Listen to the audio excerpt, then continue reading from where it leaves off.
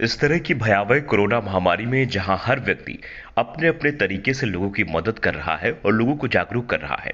और सेफ और सुरक्षित रहने की अपील कर रहा है, उसी कड़ी में उत्तर प्रदेश रायबरेली से बहुत ही फेमस अवधी भोजपुरी सिंगर विकास पांडे अपने अंदाज में लोगों को जागरूक करने के लिए और सुरक्षित रहने के लिए देश में हो रही सच्ची घटनाओं पर आधारित एक एल्बम शूट कर रहे हैं,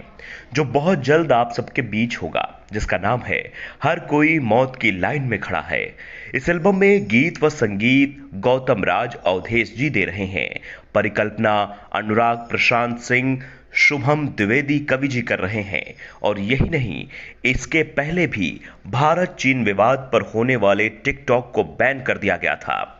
जिससे बहुत युवा वर्ग काफी डिप्रेशन में जा रहे थे। और उस टाइम भी अवधी सिंगर विकास पांडे जी ने एक एल्बम लॉन्च किया था, टिकटॉक बंद है, डिप्रेशन में जाने का नहीं।